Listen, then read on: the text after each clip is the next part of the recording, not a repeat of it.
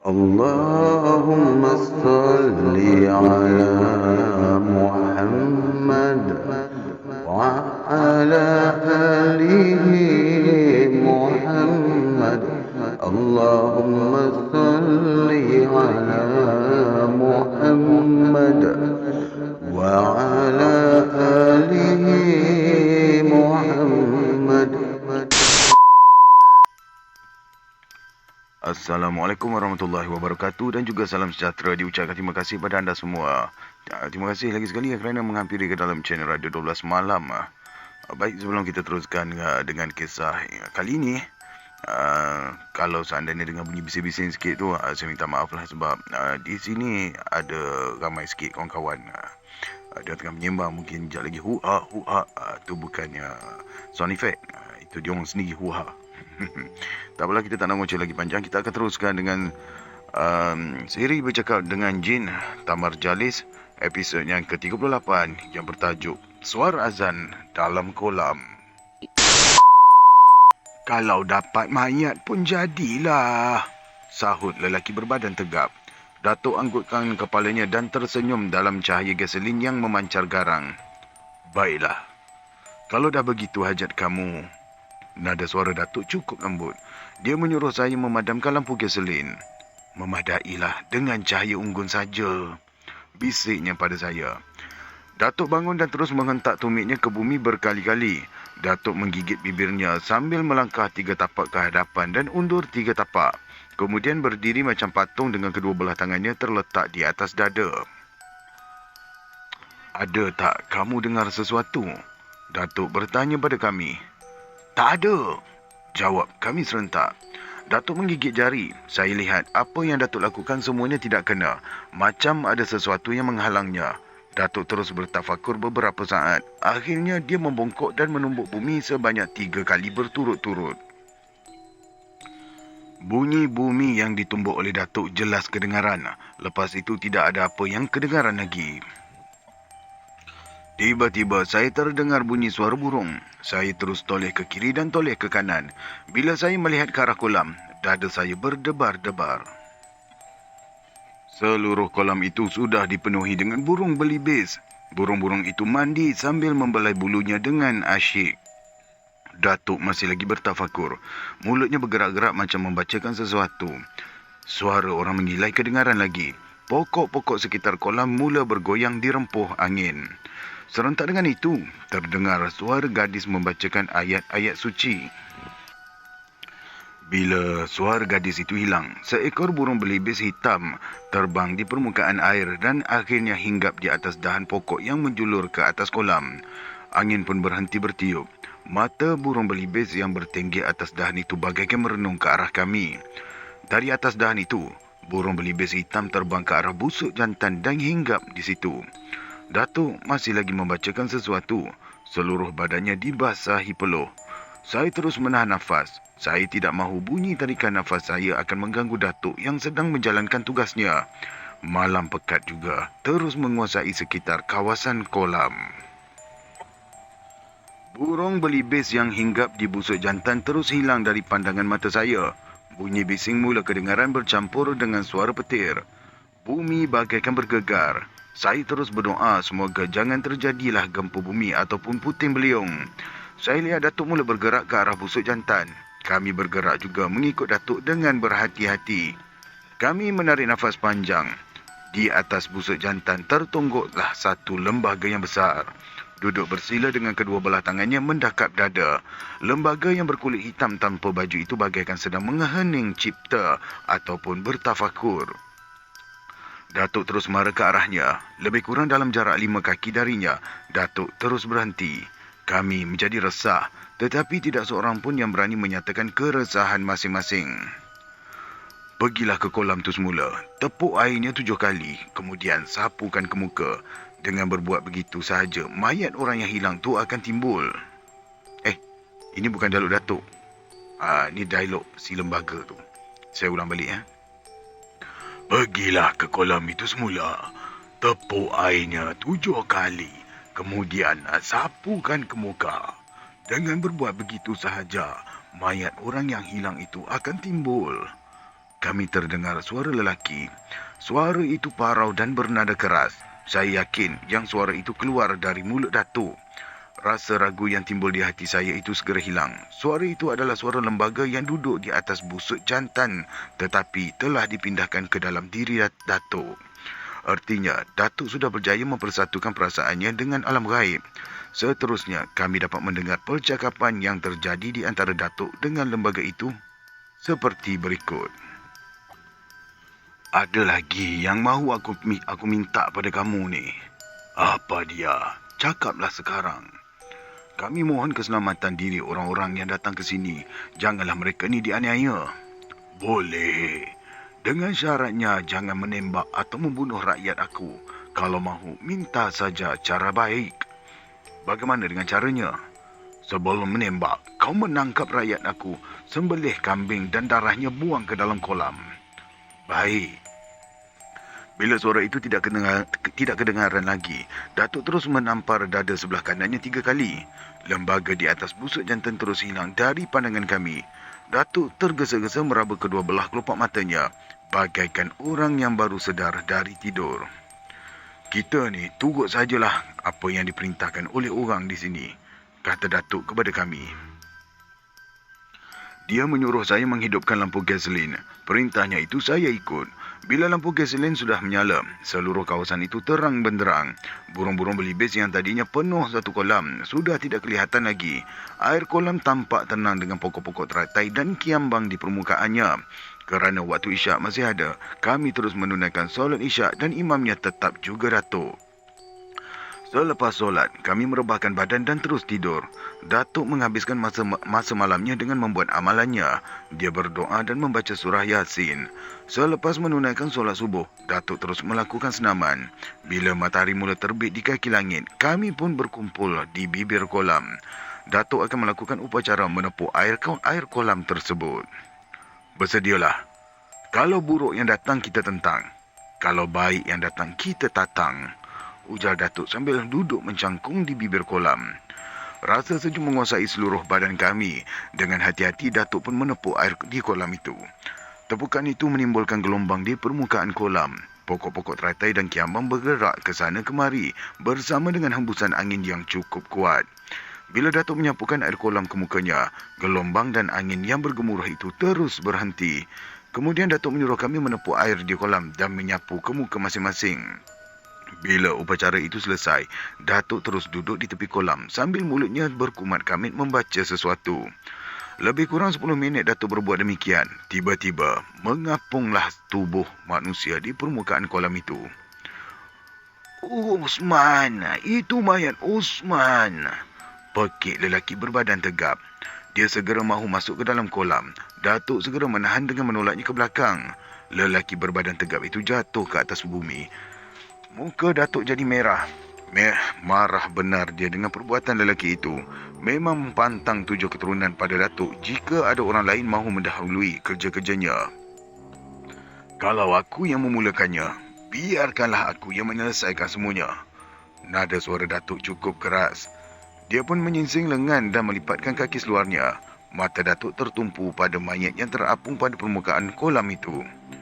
Datuk segera membuka kain yang mengikat kepalanya. Kain itu diletakkannya atas bahu kanan. Dengan tenang, Datuk turun ke dalam kolam. Air dalam kolam itu mula bergelombang. Pancaran matahari pagi yang menikam permukaan kolam menimbulkan cahaya kilau kemilauan pada gelombang air yang membentuk bulatan kecil. Datuk terus berenang mendapatkan mayat yang terapung itu. Lelaki gagah yang jatuh ditolak oleh Datuk tadi segera bangun. Dia mengarahkan kawan-kawannya supaya membuat pengusung. Saya tidak mahu membantu mereka. Saya lebih senang melihat tindak tanduk Datuk yang berada dalam perut kolam. Datuk terus menarik mayat Osman ke tepi kolam. Dengan bantuan orang bertiga, mayat Osman diletakkan di atas pengusung. Untuk mengusung mayat ke tepi jalan raya bukanlah satu perkara yang mudah. Begini sajalah. Biarkan saja mayat tu di situ.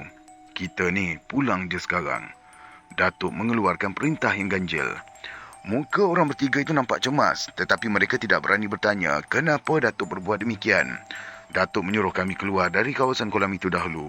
Kami pun patuh pada perintahnya.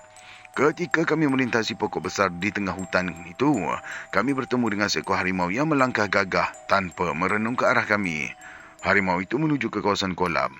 Bila kami sampai ke tepi jalan raya, datang nama salih dia. Bila kami sampai ke tepi jalan raya, mayat Usman sudah berada di situ. Datuk berdiri tidak jauh dari mayat tersebut, bercakap dengan beberapa orang anggota pasukan polis hutan. Bila saya memeriksa kawasan tempat mayat Usman diletakkan, saya tersuah dengan tapak kaki harimau. Saya senyum sendirian. Datuk meminta pertolongan dari rakan karibnya itu bagi mengatasi masalah yang dihadapinya. Datuk menghampiri kami dan dia terus memberitahu kami yang pasukan polis hutan itu mahu masuk ke dalam hutan untuk melancarkan gerakan mencari Usman yang hilang. Salah seorang adik Osman yang bertugas sebagai guru sekolah di Kuala Kangsar telah mengadu kepada polis atas kehilangan abangnya itu. Salah seorang pegawai pasukan polis hutan menemui Datuk. Mereka berjabat salam dan mempamerkan senyum masing-masing di bawah sinaran matahari pagi yang cerah. Saya ni ASP Mualim Hamid. Dengan keramahan, pegawai yang berbadan tegap dan berkumis rapi itu memperkenalkan dirinya pada Datuk. Mayat Usman yang terkapar di bibir jalan terus ditutup dengan kain pelikat oleh kawan-kawannya. Anak ni orang mana? Tanya Datuk. Oh, saya ni orang Kota Baru Kelantan. Tapi ayah saya ni berasal dari Perak. Oh, dari daerah mana tu nak? Oh, saya kurang periksa pula tu. No, Kelantan mari aku malam ni. Kalau silap, boleh tegur Saya cuba. Kau try. Bukan apa-apa. Ada saudara sepupu isteri saya yang merantau ke Kota Baru. Orang dari kampung Gurap dekat Ipoh. Menurut ceritanya tinggal di daerah Kubang Kerian dan membuka perusahaan batik di situ. Oh ya, menarik juga ceritanya. Tak pernah ke jumpa dia? Belum pernah. Tapi saudara maranya ramai di sini. Iaitu anak buah abangnya. Udah lancar. Cubalah cari di sana. Mana set-set Kelantan dalam ni jangan ada gelak. Jangan ada marah kahwin. Cuba terah. Ejah sikit buat rasa. Ya? Baik kita teruskan. Memang ada niat di hati tu kalau panjang umur nanti sampailah saya. Saya nak cari anak-anak atau cucunya. Kata Datuk kepada pegawai pasukan polis hutan itu. Datuk dan ASP Mualim Hamid terus menemui kawan-kawan Allahyarham Usman. Datuk dan ASP Mualim Hamid bercakap-cakap dengan mereka.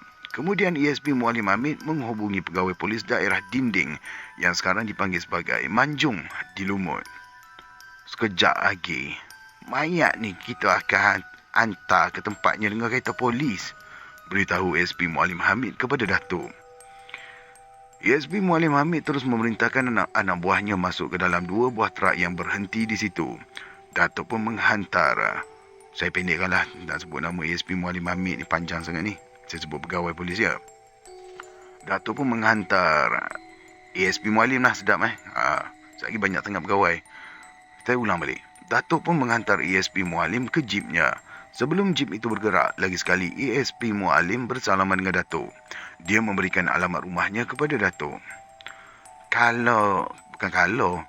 Jika ada masalah apa, datanglah ke rumah saya di Hulu Kinta. Bolehlah kita bercerita panjang. Oh, berat kahwin malam ni, kata ASP Mualim Hamid dari dalam jeep. Tengoklah. Kalau ada rezeki dan panjang umur, sampailah saya ke rumah anak tu. Balas Datuk dengan tenang. Ketiga-tiga buah kenderaan yang membawa pasukan polis hutan terus bergerak. ASP Mualim dan anak buahnya melambai-lambaikan tangan kepada kami. Kami membalasnya dengan rasa bangga. Datuk menghampiri mayat Usman. Kemudian Datuk menyuruh orang yang berbadan tegap dan kawannya itu mengangkat mayat Usman untuk diletakkan di tempat yang redup. Lebih kurang pada pukul 10 pagi, sebuah jeep polis tiba. 2 orang polis meluru keluar. Mereka terus menuju ke tempat mayat Usman. Datuk terus menghampiri pemandu jeep. Dia bercakap sebentar dengannya. Datuk menarik pengusung dari belakang jeep dengan dibantu oleh pemandu jeep yang berkulit agak cerah. Tingginya lebih kurang sama dengan tinggi Datuk. Datuk dan pemandu jeep itu membawa alat pengusung ke tempat mayat Usman. Mayat Usman pun diletakkan atas pengusung dan dibawa ke dalam perut jeep. Awak tak pergi sana ke? Tanya pemandu jeep pada Datuk. Tidak. Kawan-kawannya boleh tunjukkan tempatnya. Balas Datuk sambil menepuk bahu pemandu jeep itu. 2 tahun kemudian saya mendapat tahu nama anggota polis yang menjadi pemandu jeep itu ialah Mior Hassan. Ayah kepada kartunis dan novel Mishar dan penyanyi terkenal Suhaimi Mior Hassan. Baiklah, dekat sini saya mencelah. Dekat sini nampak tak? Memang ada orang pertikaikan bahawa kisah dia ni kisah daripada Taman Jalis. Dan termasuk Tok Awangah ni, dia kisah dia macam kisah rekayasa. Tapi kalau kita teliti ikut satu-satu, ceritanya detail. Cerita ni dia bagi tahu orang tu orang ni terlalu detail. Jadi apa pendapat korang semua? Boleh komen dalam ruangan komen. Baik, kita teruskan. Saya doakan selamat sampai, ujar Datuk lagi. Pemandu jeep itu tersenyum dan terus menghidupkan enjin jeepnya. Beberapa saat kemudian jeep itu meninggalkan kami. Suasana di situ terasa sunyi. Tidak banyak kenderaan yang lalu di situ. Saya dan Datuk terus pulang. Sampai di rumah, nenek menyambut kami di kepala tangga dengan wajah yang agak sugul. Datuk tidak bertanya pada nenek kenapa dia berkeadaan demikian. Dia terus pergi ke sungai. Datuk mandi dan membersihkan badannya. Selepas menunaikan solat zuhur, Datuk dan saya terus makan. Selesai sahaja makan, Datuk terus berehat di anjur rumah sambil membuka beberapa buah kitab agama. Saya terus baring di ruang tengah rumah membilang atap serta melihat beberapa ekor kupu-kupu sesat yang masuk ke rumah. Kupu-kupu itu berlegar-legar di situ mencari jalan keluar. Nenek terus mendekati Datuk, duduk berhadapan dengan Datuk. Tergesa-gesa pula Datuk menutup kitab yang dibacanya. Apa yang awak susahkan ni? Datuk mengajukan pertanyaan sambil meraba pangkal kening kirinya beberapa kali. Nenek menarik nafas panjang. Wajah Datuk direnungnya lama-lama. Apa yang awak risaukan? Cakaplah dengan saya. Soal Datuk lagi. Nenek garuk pangkal lehernya berkali-kali. Kerongkongnya bagaikan tersekat untuk memperkatakan sesuatu kepada Datuk. Saya bangun terus menghampiri Datuk dan nenek. Wajah mereka saya tatap. Ternyata mereka dalam keresahan. Semalam, ada orang datang mengugut kita semua kalau awak campur dalam urusan mereka. Nenek bersuara lemah. Siapa orangnya? Saya tak kenal. Mereka datang berdua. Badan mereka tu tegak-tegak belaka. And then apa kata? And then pula, ya Allah. Hebat Datuk. Sekolah Inggeris. Baik, saya ulang balik. Apa katanya? Kalau awak menolong Kiai Muslih, mereka nak bunuh kita semua. Mereka nak bakar kita hidup-hidup. Datuk menarik nafas panjang setelah mendengar keterangan dari nenek. Datuk sandarkan badan pada dinding. Dia merenung keluar, melihat pangkal pokok mempelam di halaman rumah yang dipanah matahari petang. Saya lihat Datuk kerutkan keningnya macam mengingati sesuatu. Datuk cuba mengingati orang-orang yang dimusuhinya. Dia gelengkan kepala. Sepanjang ingatannya, tiada pun orang yang dimusuhinya. Siapa mereka tu? Tanya Datuk pada nenek. Entahlah, saya tak kenal. Lupakanlah saja. Tidak ada manusia yang mati kerana sumpah dan hukutan. Tapi kita kena jaga-jaga. Saya faham. Datuk bersuara lemah. Dia bangun dan terus turun dari rumah. Saya mengikuti Datuk yang duduk di bangku panjang di bawah pokok manggis. Datuk termenung panjang di situ. Dia menekan-nekan bumi dengan ibu jari kaki kirinya. Tiba-tiba, Datuk menepuk pangkal paha kirinya 3 kali berturut-turut. Aku tahu dan aku ingat siapa dia, Kiai Muslih, kata Datuk dengan tekanan suara yang meninggi. Dia tu kawan aku masa dulu. Orangnya baik dan kuat beribadat. Pelik, kenapa pula orang memusuhi dia? Keluh Datuk sambil menggosok pangkal hidungnya hingga merah. Datuk terus mengelilingi pokok mangga 2-3 kali macam mencari sesuatu. Dahinya masih lagi berkerut. Saya hanya melihat sahaja telatar Datuk. Kemudian, Datuk mencari arah angin datang. Mari. Datuk menarik tangan saya. Pada mulanya saya menduga Datuk akan mengajak saya pergi ke kawasan tanah yang agak tinggi. Dugaan saya tidak tepat. Dia mengajak saya masuk ke rumah. Datuk kembali membaca kitab-kitab agama hingga menjelang waktu asar.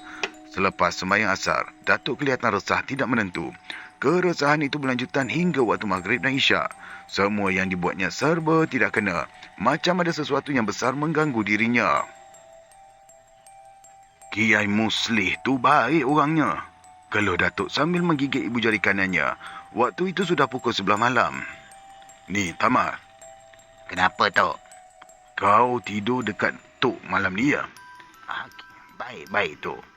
Saya pun membentangkan tikar mengkuang di anjung rumah. Kemudian nenek memberikan saya sebiji bantal. Saya terus merebahkan badan. Datuk terus membaca Quran. Tiba-tiba, Datuk berhenti membaca Quran itu. Dia merenung ke arah saya. Ingat, bacalah Al-Fatihah dan surah Al-Ikhlas dan mengucap 2 kalimah syahadah dan hadapkan badan kamu ke kiblat. Barulah kau tidur. Baik, Tok. Saya pun patuh dengan apa yang diperintahkannya. Dalam beberapa detik, saya terus terlena. Lebih kurang pukul 3 pagi. Minta maaf, malam ni lori banyak lalu. Bagus-bagus. Lebih kurang pukul 3 pagi, Datuk kejutkan saya. Bila saya buka mata, saya lihat Datuk sudah memakai baju hitam dan seluar hitam. Kepalanya sudah dililit dengan kain merah sebesar 2 jari. Kemana pula ni, Tok? Sila ayat. Sorry. Kemana, Tok? Jangan cakap banyaklah. Ikut saja cakap aku. Ni, Tok ni marahkan saya ke? Aku tak marah. Cuma menegur je. Balas Datuk dengan ketawa kecil. Saya senang hati kerana berjaya mengusik Datuk. Wajahnya yang kelihatan serius sudah berubah. Wajah Datuk nampak manis bila ketawa. Meskipun kulit pipinya sudah berkedut. Dengan langkah yang tenang, saya ikut Datuk keluar dari rumah. Suasana terasa amat sepi sekali. Badan terasa cukup dingin. Dalam keadaan subuh yang damai itu, saya dan Datuk menuju ke kawasan tanah lapang yang agak tinggi kedudukannya dari tanah sekeliling. Datuk terus duduk bersila di atas tanah itu. Saya pula duduk sebelah kanannya. Datuk lekapkan tapak tangan kanan ke dada sebelah kiri. Mulutnya terkumat kamit membacakan sesuatu. Datuk terus bangun dan berdiri tegak menghadap ke arah barat daya. Suasana cukup sepi, tetapi langit kelihatan begitu cerah. Saya lihat kabus mula bangkit di kawasan yang agak rendah. Kedua belah cuping telinga saya pula terasa sejuk disentuh angin. Kiai Muslih, Kiai Muslih, Datuk bersuara. Tidak ada apa-apa yang kedengaran kecuali bunyi deru angin yang datang dari arah barat daya. Datuk tarik nafas yang panjang. Kiai Muslih, Kiai Muslih, ulang Datuk lagi. Ya, Kenapa? saya terdengar suara. Saya tidak dapat memastikan dari arah mana suara itu datang. Saya renung kiri dan kanan, hadapan belakang kalau ada manusia yang muncul di situ. Tidak ada orang lain selain daripada kami. Kau sihat sekarang ni, Muslih? Sihat. Keadaan kampung kamu bagaimana? Kemarau panjang. Bolehkah aku datang ke sana? Memang itu yang aku harapkan. Sudah 2 kali aku menghubungi kau dengan angin, tapi tak berjaya. Macam mana kau tahu aku ada di sini? Ni ayat dia juga ni. Macam mana kau tahu aku di sini? Tiba-tiba saja hati aku tergerak dan ada alamat yang menunjukkan kau bercakap dengan aku. Kerana itu aku cari tempat yang sesuai untuk bercakap dengan kau. Hajat kita sudah ditunaikan oleh Allah. Syukurlah padanya. Baiklah, Kiai Muslih. Esok aku datang. Saya terpegun melihat keadaan yang serba aneh itu. Memang ganjil 2 manusia yang duduk berjauhan boleh bercakap dengan perantaraan angin. Balik. Jom kita balik. Saya terkejut. Apa yang saya fikirkan dalam kepala semuanya hilang. Saya tergesa-gesa bangun dan melangkah mengikut langkah Datuk yang begitu cepat.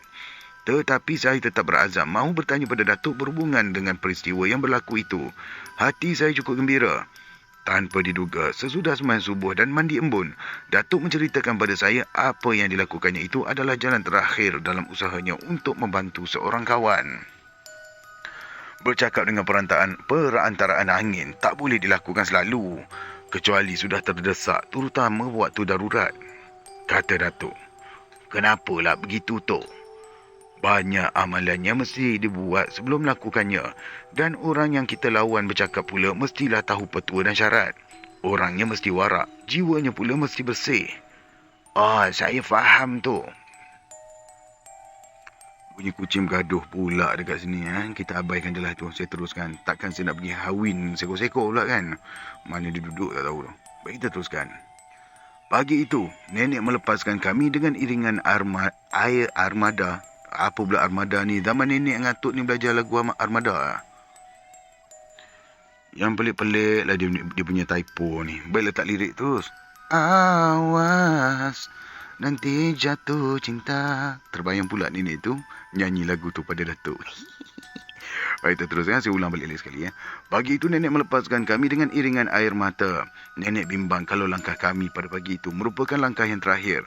Nenek tidak mahu Datuk menemui ajal di tempat orang. Kalau boleh biarlah Datuk mengembuskan nafas terakhirnya di rumah.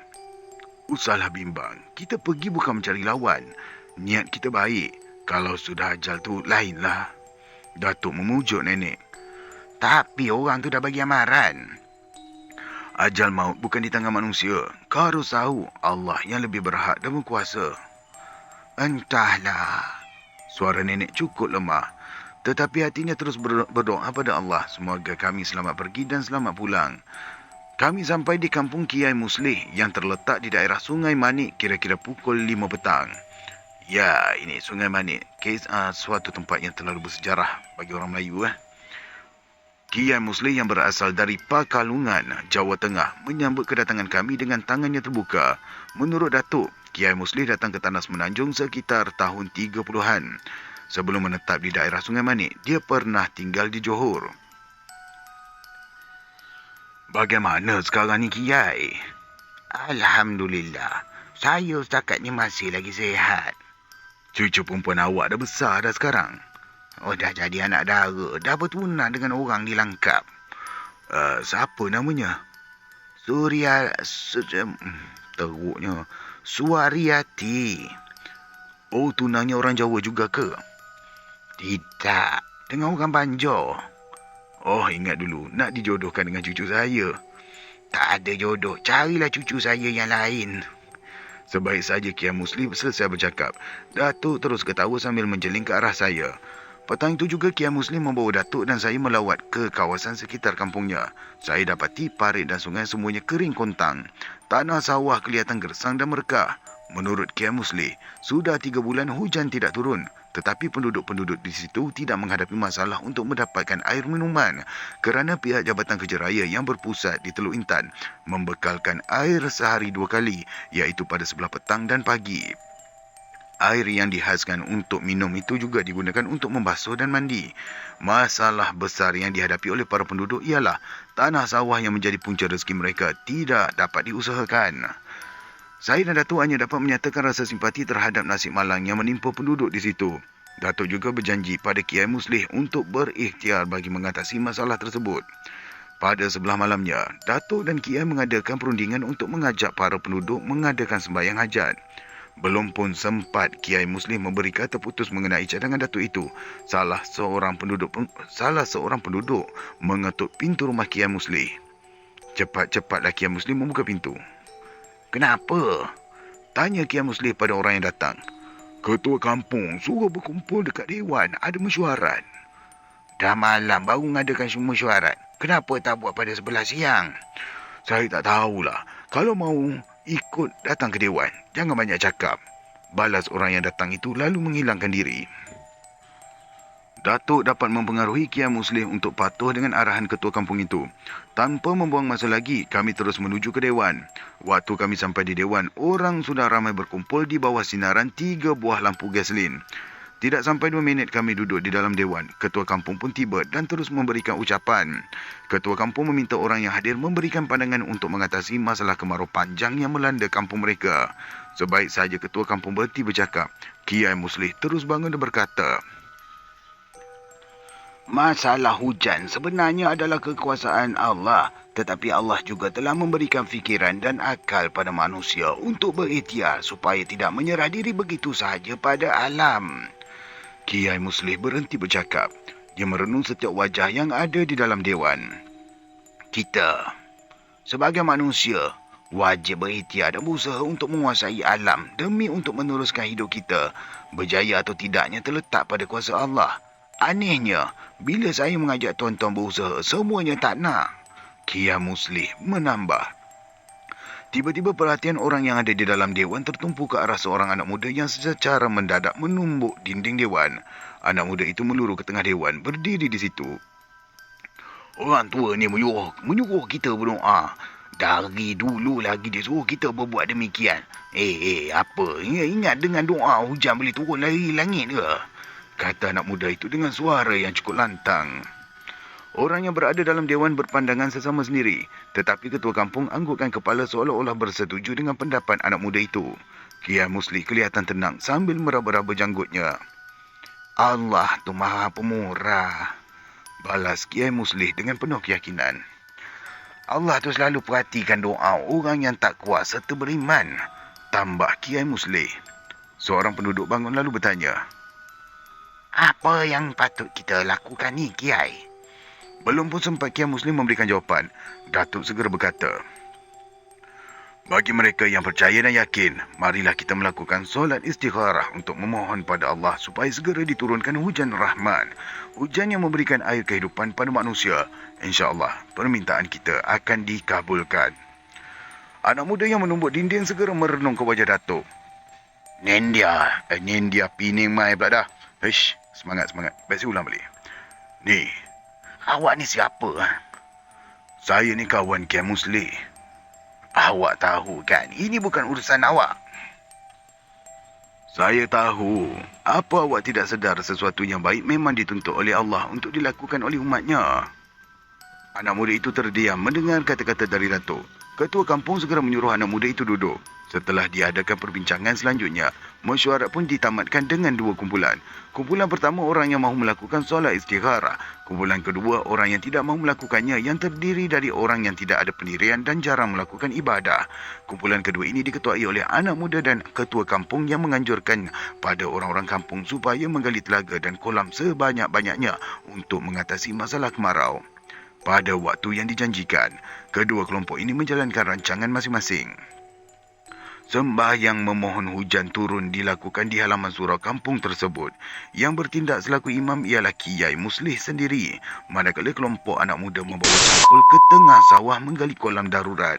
Beberapa hari kemudian, terdapat tanda-tanda hari akan hujan.